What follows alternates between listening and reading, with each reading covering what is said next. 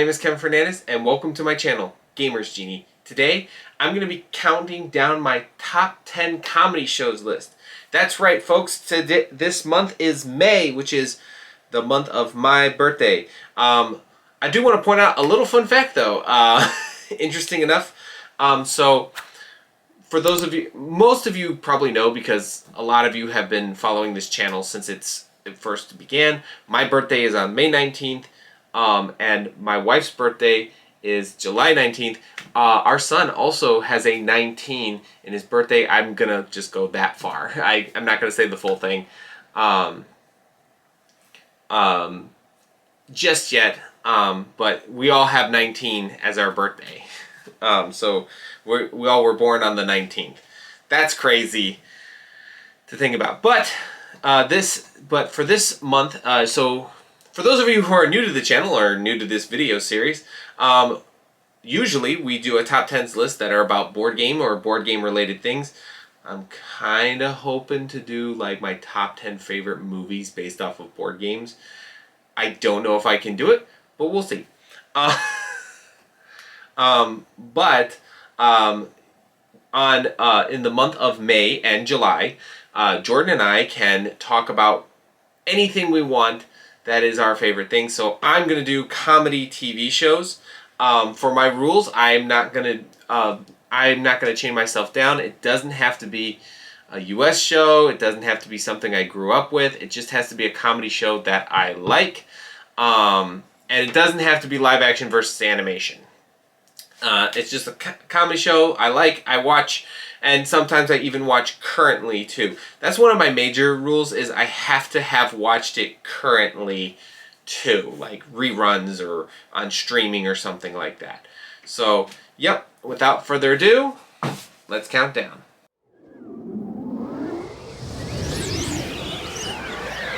Okay, so number 10. I've actually been watching this since I was a kid. I do remember Sunday morning before going to church, we'd watch this show. It is Dinosaurs. That is Dinosaurs with an S, not dinosaur without the S. Dinosaurs is a show about the Sinclair family, and it's kind of like, you know, what if like dinosaurs just were more like people. And Dinosaur is that movie by Disney that did not do great, but apparently has a very popular ride in Animal Kingdom. This, like I said, this one's about like, it's more like about a suburban family in the 90s in like the Stone Age. It's about Earl Sinclair, and he's trying to go through his day-to-day life raising his 3 kids. You know, they go through standard stuff like, I really don't know what I can, what topics I can tackle this, but it tackles some heavy stuff as 90s shows did. It tackles some pretty fun, they have a lot of funny stuff. It's funny because I'm currently on my paternity leave from work, and, being home alone with my son kind of reminds me of that episode where Earl was home alone with the baby for the first time, and it just switches over and the baby's like clonking him on the head with the frying pan going, "Not the mama, not the mama, not the mama," and then he goes, "You do that one more time and I'm gonna throw you across the room." He looks at the camera, "Not the mama, again." Obviously that's not going on, but I did have a not the mama moment with my son. He didn't clonk me on the head. But, and there was no throwing across the room. Yeah, there were some days where I felt like that, where he's just like, "I don't want to be around you. You're not my mom." This is a funny show. The ending has a pretty serious ending, though, for how funny of a show it was. It's a completely left. I'm not going to spoil it. I know it's an old show. I know you can see it on Disney Plus and I believe Hulu too. I think you can also get it on like Prime or whatever. It's around. Number 10,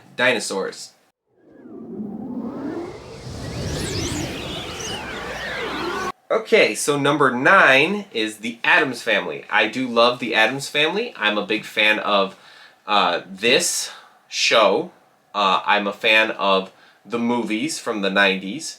And well, the two, like Addams Family and Addams Family Values. Addams Family Reunion, even though it has Tim Curry, clearly did not do great because there is no other re-releases of this thing. And I really thought that was just a dream. But this is the old 60s show. I do love this show a lot. Now, here's the thing. I have mentioned the 90s stuff. As far as the animated show goes, I think it's funny. I don't mind that it's in color. I think it's funny. The current movies that have been released, I kind of like what the first one was trying to go for. The second one is terrible, but I would definitely say this. Now, the current one, which is Wednesday, I will say I kind of like. I'm gonna see how season 2 goes, but there is an issue I do have with the show. Now, from the 60s all the way up to the animated movies, there's one thing I always feel like the Addams Family does really well. The animated one kind of did this poorly too, but it's animated, so I give it some slack to it, is when you have a live action Addams Family, I like it better when they tell, they don't show. I know the rule for like visual media is show don't tell, but I like Addams Family better when they tell don't show, because one of the funniest jokes that I think the 60s perfected, not prevented, perfected. I think one of the jokes that the 60s perfected, and the 90s even carried this on, was you never know if they are serious or not. So when they talk about supernatural stuff, like how like one of their cousins is a vampire, or how one of their family members married the creature from the Black Lagoon, or something like that. You're like, okay, are they serious or are they just trying to mess with people? Wednesday just straight out goes, no, all that stuff is true. There is all this supernatural stuff, and blah blah blah. That's the one thing I take issue with, is that they show this stuff, and instead of telling, I like it when they tell and not show. So the funny thing is, though, so what I do like about this is traditionally the joke of the Addams Family is always, no matter what, I think the animated one still did a very good job with this. The joke of the Addams Family is these people are weird. They don't follow social norms, so therefore they scare us. I find it's funny that even amongst weirdos, the Addams Family still scares people. So even amongst their own kind, they're still the odd ones out. That I liked about the Wednesday series. But there's some jokes about the 60s series that I liked very much too. There are a couple of jokes that you just can't do nowadays. I don't even know if I can mention these jokes on YouTube, it's so sad because you can actually watch the 1960s Addams Family on YouTube. But most of the stuff, like one of the funny jokes is always like, which they move into the 90s, is they have all these torture devices, all these execution devices that usually would kill somebody, but for them it's just like a tickle or something like that. They bob for lobsters. Their kitten is a lion. It's pretty funny. So Another one I can actually mention, one of my favorite jokes, this is probably the more YouTube friendly jokes that I can use, is Wednesday. It's from the episode Wednesday is Missing, and Wednesday decides to run away from home because, well, it's probably because she feels underappreciated and stuff like. I haven't seen it in a while, but anyways, they're trying to look for Wednesday. Oh, because she's not getting what she wants. So she runs away. She goes up to Pugsley's room, and that's where she hides out. So they call. So naturally, they do what most parents do: call the police. And the police says, okay, we'll put out an APB for her. We'll put out a note for her to keep an eye out for her. What's her name? It's Wednesday. It's like, let me guess her middle name. Thursday. And then Morticia goes, certainly not. And then with a very straight face, she says, it's Friday. I love that joke. But yeah, I better stop myself because I have like at least 8 other shows I gotta talk about. So number 9 is The Addams Family.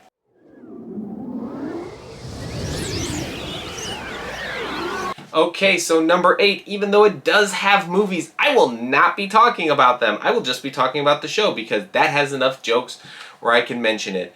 It's Bean. I think most people have seen Bean. It's an old show. It's kind of getting up there in age now, but there's still so many people. It's so funny because one of my job is I work with kids, and there's like little kids that talk about Bean. And they're like, you've seen Mr. Bean? You know about Mr. Bean? I'm like, Mr. Bean is older than me. Like they're so shocked that I know it because they think that this is like some sort of secret thing. But I remember when I was that age. I think we all remember when we were that age where it's like this is a secret thing that only we know about it. But like everybody knows about it. My dad introduced me to Mr. Bean when I was a kid. We went to I'm gonna walk you all down memory lane. We went to Blockbuster, and my dad rented Bean, like the series on VHS. And then we liked it so much that my dad even got the movie, borrowed the movie. We watched the movie. And I think my mom took my brother Keith to go see Bean's Holiday. Me and my brother Kyle did not want to go see that. But yeah, so the show is pretty funny. There's all sorts of jokes and gags and stuff. One of my favorite ones is when he's like at church and he starts to fall asleep. And he's doing like he's eating candy while the preacher is preaching. Vicar, I think it's the vicar, is preaching, and he falls asleep, and there's a lot of funny. One of my other favorite ones is the Christmas special.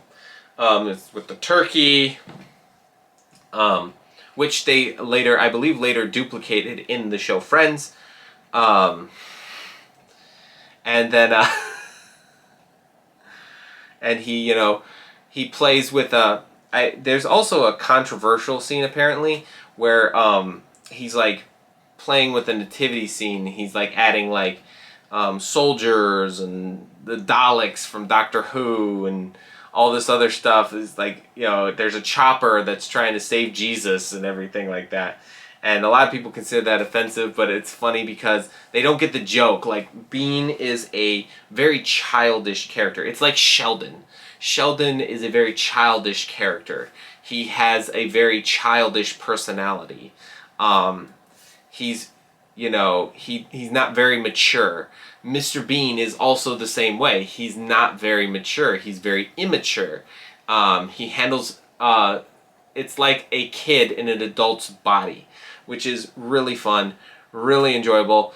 Oh my gosh, this list is going to be long. So number 8 is Bean.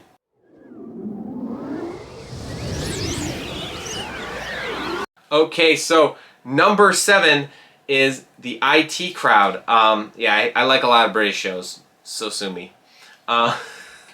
This one is pretty funny because I actually used this in one of my old jobs. One of my old jobs, I used to work for Meyer, and I hated working at the gas station. And one of the things you had to do at the gas station is you always had to answer the phone because it usually was the main store calling and asking for something. So usually when I was sitting around and I was by myself and they would call, I would always do like two things. One of them is actually on this list. It's funny. So I would do hello, you've reached the crap cafe. Can I take your order? And the other one I would do is hello IT. Have you tried turning it on and off again? Have you tried turning it off and on again? I always did that Chris O'Dowd like hello IT. I always would keep doing it. It's got a lot of funny jokes. There's, again, it's British humor, so there's a lot of jokes that like Americans would like have a heart attack over. Like,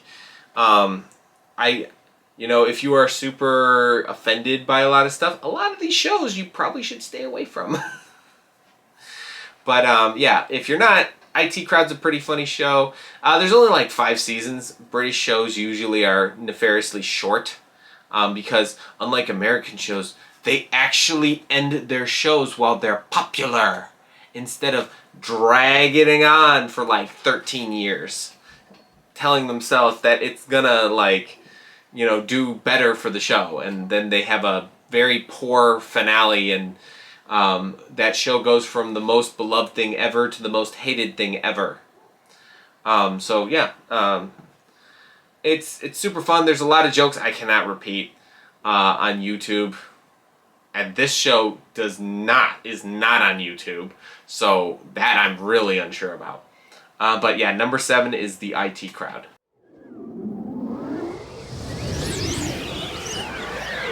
Okay, so number 6 is Monty Python's Flying Circus. This show is hilarious. If you like Monty Python and the Holy Grail, which most people do, then you will definitely like this show because this is the show where it where all that stuff started. The movies came later. There's like 4 seasons of this because once again, they get rid of it when it's popular. Now, there's actually a funny story about Monty Python's Flying Circus. So the original idea for Monty Python's Flying Circus was supposed to be kind of like a Saturday Night Live thing. It wasn't supposed to be just the original cast. Eventually, the idea was they were going to walk away and then they were going to bring an entirely new cast. And then those people were going to walk away and then they bring in an entirely new cast. And so on and so forth. So like in Saturday Night Live, Dan Aykroyd, John Belushi, all those guys, they were there. Gilda Radner, they were all there. And then they left, and then there was a new group of people that came along. And then eventually we got like Adam Sandler and those guys. And then now we have these people, Kenan Thompson and the rest.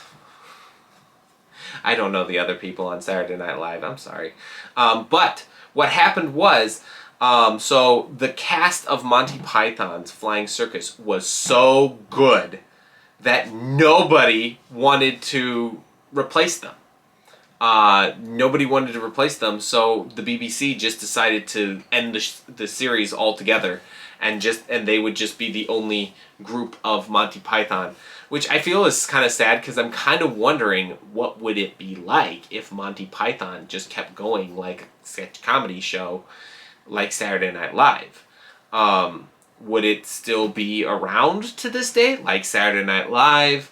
Would it be as funny as those people, as the original cast? Because, there's John Cleese, there's Eric Idle, and the rest.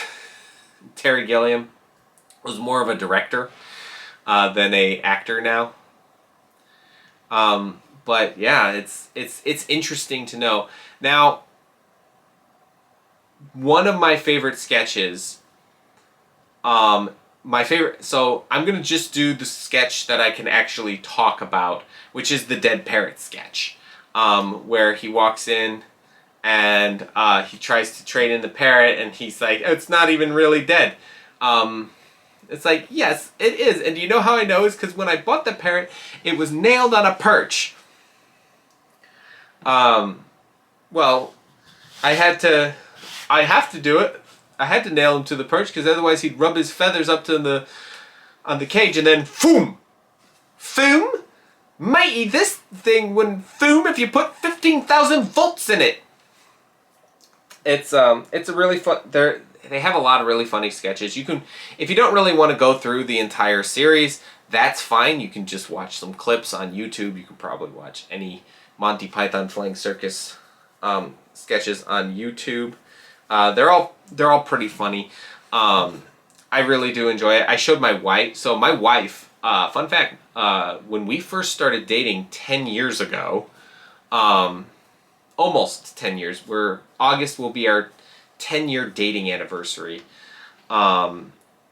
She never had ever seen Monty Python.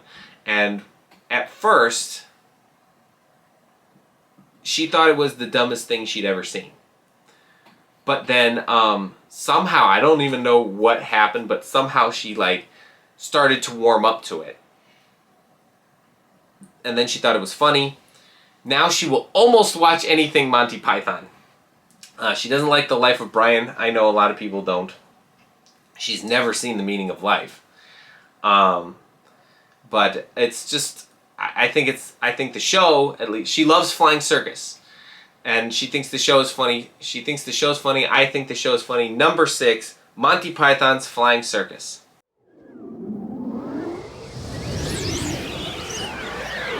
Okay, so number 5 is The Office, the US one. Because even though it has Ricky Gervais in it, that is more of a drama series than a comedy show, so it should not be on this list. Yeah, I get it, you know. I know he has some, speaking of Gervais, I have to mention the issues he has with the show. He feels like it betrays what the original intention was. It was supposed to show what the day in the life of an office worker is like. Whereas, yeah, if you did not even half the stuff that Michael does in The Office, you would have not only gotten fired, but probably arrested too, because he constantly puts his entire team in danger.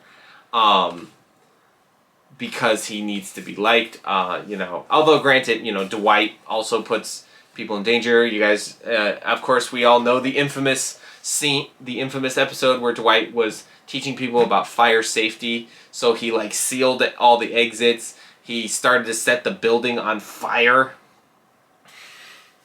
And of course, that's where we got the little meme. Oh my gosh, it's happening! It's happening! Stay calm! Stay calm!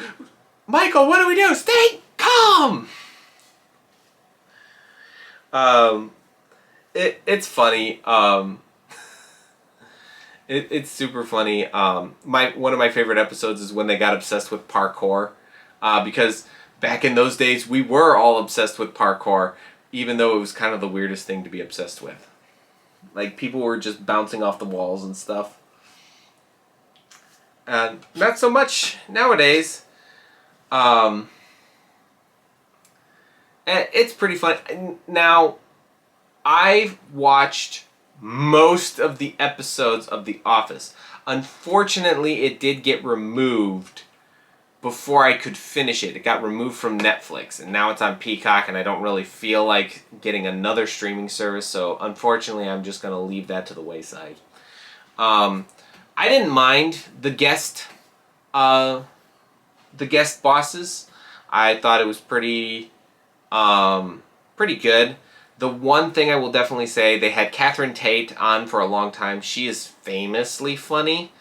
And yet, for some reason, they gave her nothing funny to do.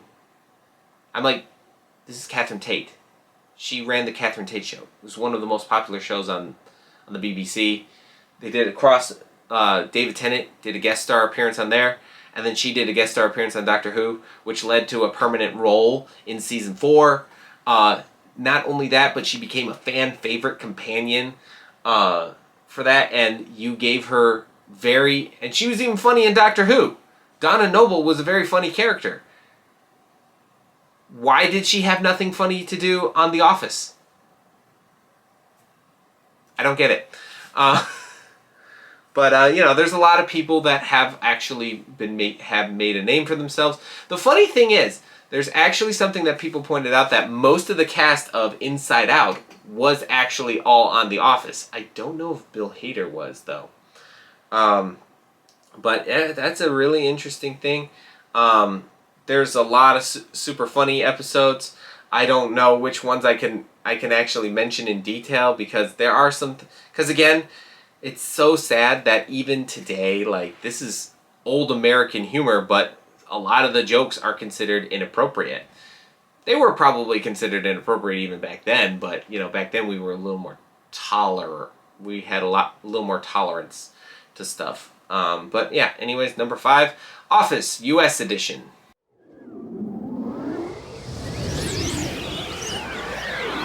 Okay, number 4, I'm going across the pond again. Number 4 is The Goes Wrong Show. This is if you guys have ever heard of the play That Goes Wrong, this is the same company that makes that.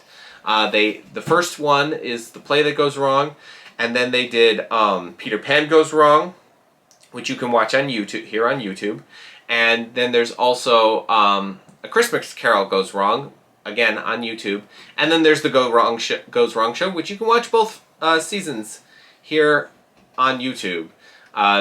It is a super duper funny show. My wife and I watch it like pretty much every time we feel depressed, and it clears that right up. It is so funny. I showed my in-laws this show, and my father-in-law almost suffocated. He was laughing so hard. He had to walk away from the show for a while, get a glass of water, and just calm down, because he was laughing so hard at the show. And it was just the first episode. Technically, it's the last one, but it was the first one we showed. It's the first one according to the season. Yeah, they got them all backward. They kind of got them backwards, but it's so funny. Me and my wife's favorite episode is The Lodge. My all-time favorite episode is 90 Degrees, which is like they misread it and they thought that they had to turn the set in that angle, so they always were like on a slant or something like that. I'm trying to. I don't want to give away some spoilers, because this show, unlike a lot of the other shows on this list, is relatively newer. It's not an old show that's been around for years and years and years, and a lot of people probably have seen these. This one is very recent, so yeah, check it out for yourself here on YouTube. Number 4, The Goes Wrong Show.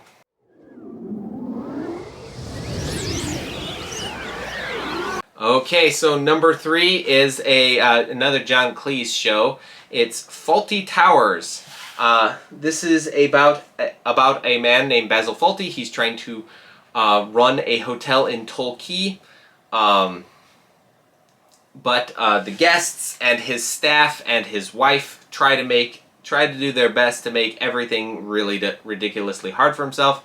He also is ridiculously cheap, which also unfortunately causes him problems as well. Yeah, it's super funny. It's ridiculously hilarious. I will definitely try to mention one of my favorite episodes, but unfortunately there's a lot of jokes in this show as well that YouTube would probably deem too offensive. So I'll try to think of one that is appropriate for YouTube. Okay, so yeah, John Cleese, he's so funny. His physical comedy is hilarious in this. I think it's more hilarious in this than it is in Monty Python. Even when he did the Silly Walk, Ministry of Silly Walks. This is like where we just really, really love to see him lose his temper and freak out and everything. Um, Now, I will say one of my favorite ones. I'm seriously trying so hard um, to find a good joke. But here we go. Okay, so the hotel's kind of in chaos. It's like the end of the show. The hotel's in chaos. So Basil, what he decides to do is he decides to go in a laundry basket and just get carried off away while his wife has to deal with all the chaos. I see my camera's kind of like going on the dim side, so I'm wondering if I'm running a little low on battery power. But it's pretty funny. I'm trying not to spoil a lot of stuff. This is an old show, so a lot of you have probably seen it. So yeah, I don't know. Let me know if you have seen any of these shows thus far, in the comments below. But yeah, number 3 is Faulty Towers.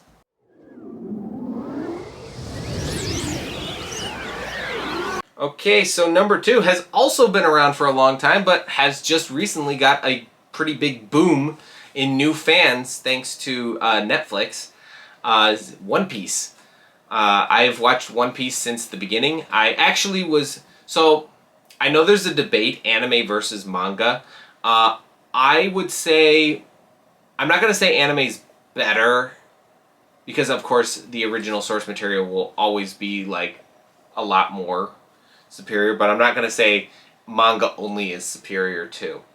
I say if it weren't for the anime, I actually wouldn't have known about the manga. So, because when I was a kid and this first came out, nobody knew about mangas.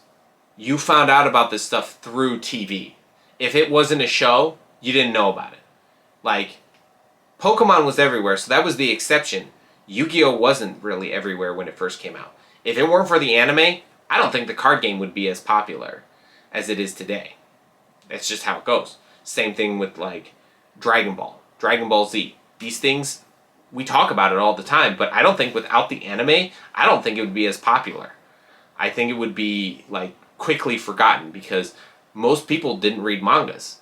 So for those of you who think reading the manga is the only way you can experience it, just remember, if it weren't for the anime, most of those mangas that you say are the superior thing, again, I do believe the original source material is always the thing in its purest form, but we got to remember, if it weren't for the anime, most of these mangas would not have the legs it has today in the West.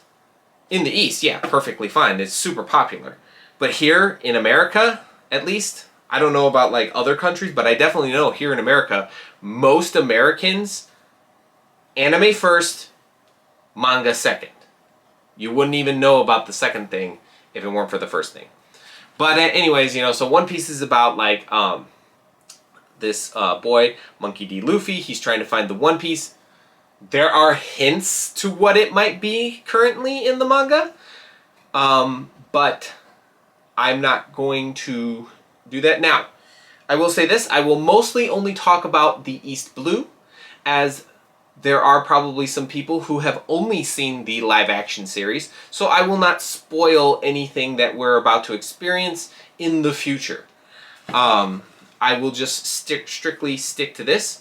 I do recommend you check out the manga or the anime, and for those of you who say it is too long, just remember, when you binge something on Netflix, please do not say that that was not long enough, because you are lying. So, of course, we all know he goes to like they go to different islands and stuff, fights characters like Captain Kuro, Buggy the Clown, Arlong. In the anime and the manga, Don Krieg, it's not Mihawk, but between you and me, I kind of prefer that in the live action, because it is really weird that that the greatest swordsman in the world let somebody escape and then chased him all the way back to the East Blue. Doesn't make sense to me, but I get it. Oda needed a way for Zoro to meet Hawkeye, so that way we, the audience, could see the difference between these two. I think the action is really great in One Piece. I think the comedy is really good too. I know that there are bits of comedy in this that is not that funny to some people, but to me it's hilarious. Particularly, most of these jokes involve Sanji. I'm going to be sad because there's most likely going to be a joke. There's going to be a running gag, really.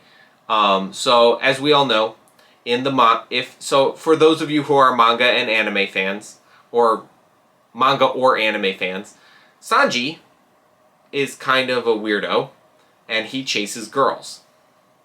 But he also has a mouth on him, so he will insult someone he doesn't find attractive. There is a character that is coming called Dr. Kureha. That's not a spoiler. And I don't know if this is going to be a spoiler for the live action show or not. So for those of you who are live action only, if this happens, first of all, spoiler alert, if it ended up happening, please let me know in the comments below, because I don't know if I'll be able to watch it. But anyways, he calls Dr. Kureha an old hag. And so she tries to kill him. Even though he is severely injured. So that joke will most likely be cut out, because we kind of are going with the American humor, which is like, we gotta watch out for people's feelings. Because for some reason, if a character is insulted and that character is this, then for some reason it's an insult to all people who are that. Like Luffy in the anime and the manga says for Alvida, "Hey, Kobe, who's the fat lady?" Now, to me, that's freaking hilarious. But of course, I understand that there's some people who are very sensitive about that, so they had to change it. To me, the sheer awkwardness that Luffy would just blurt that out is a little bit missed. It was a pretty funny joke. It's not a running gag, though, so it's fine. It can be cut. But, that one I'm not going to miss. I just really hope this joke doesn't get cut out, because it's super funny. So, I can't believe... And this is one of my all-time favorite shows. So, seriously, if this is on this part of the list, yeah, the next one's pretty interesting. So, yeah, number 2, One Piece.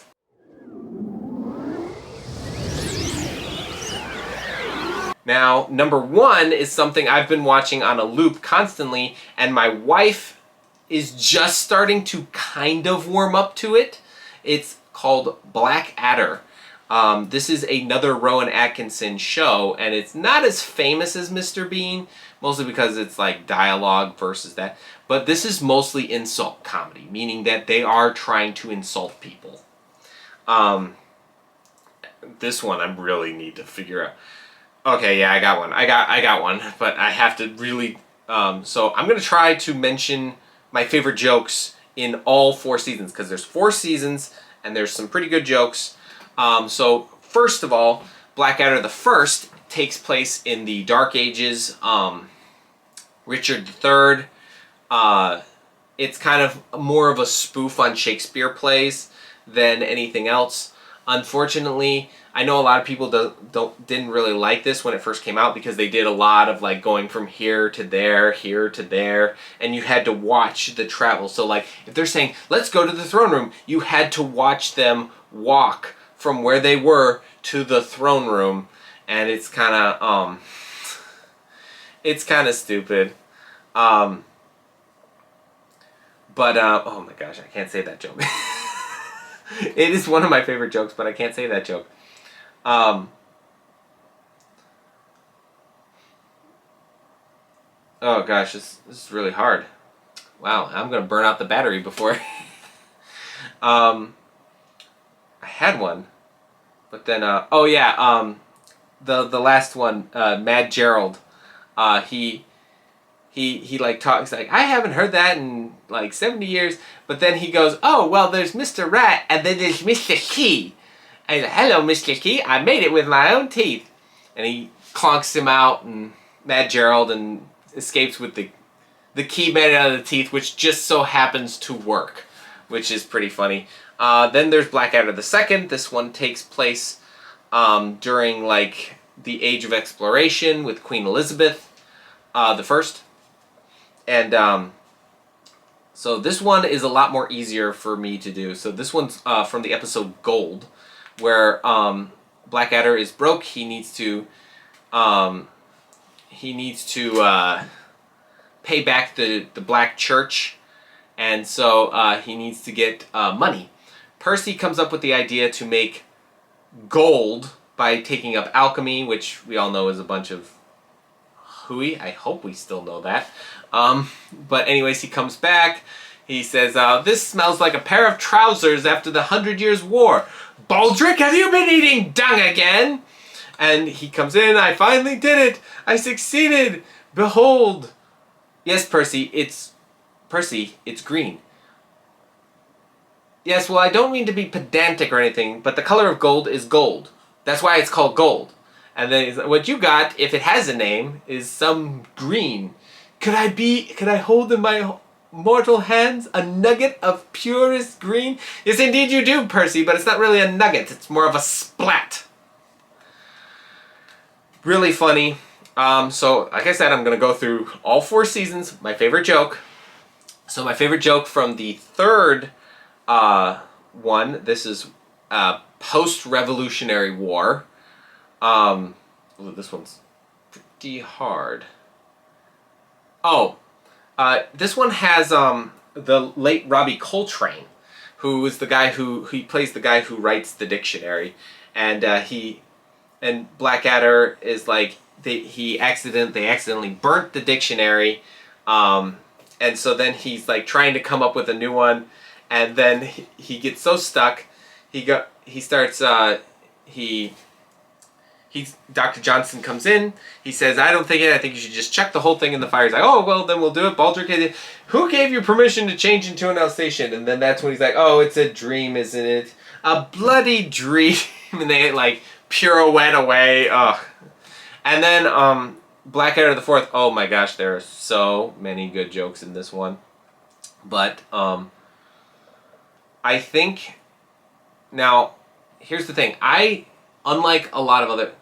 I don't know that much about World War I. I know we fought the Allied nations fought the Germans. But I don't... Outside of that, I don't know. I know this is also where the Red Baron comes into play. But aside from a Peanuts character, I don't know anything that much about it. But there's a joke where they're trying to communicate with Blackadder's base. He cuts the wire to their telephone. He burns any letters that they get from like a telegram, and then finally there's a pigeon. He shoots it, and he goes, "Oh, I don't think you should do that. You might get court-martialed. Please, with 1,000 men dying per second, who's gonna miss a pigeon?" And then he eats the pigeon, and he's like, "Oh, P.S. Due to lack of communication, shooting a pigeon is now a court-martial offense." And it turns out like they have like this whole thing where it's like there's a trial just for the murder of this pigeon called Speckled Jim. There's a lot of really funny people in this show. Really, really funny. Yeah. And of course, if you like this show, I never really liked it, but also Dr. House is in Blackadder.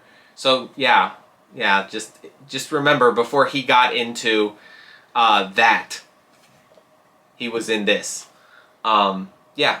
And I would say if you want to have a good time, if you want to really enjoy your time, I don't know, this always makes me laugh really hard, but watch an episode of House first and then watch an episode of Blackadder I would say Blackadder the Third, because that's when the actor was Hugh Laurie. It was actually more of a regular stay.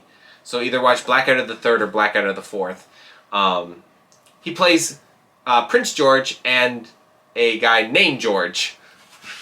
But anyways, number 1 is Blackadder. Well, there you go. There's my top 10 favorite comedy shows. What are your favorite comedy shows? I'd love to hear them. Please put them in the comments below. I'm very interested. I don't know, do people even watch comedy anymore?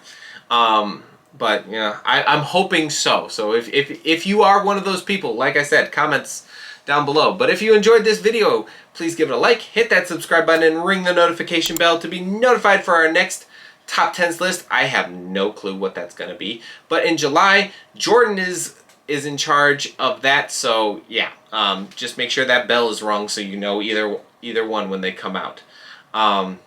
And if you're a big fan of the channel as a whole, of course, consider becoming a donate. Please consider donating to our Patreon page. I'll leave a link to that in the description below. You can support us for as little as $1 a month. I'd like to thank our current patrons. Your donations mean a lot to this channel and helps us do what we do. So thank you very much. Be on the lookout for our next top 10s list. I have no clue what I'm going to talk about next month. But until then, thanks for the views.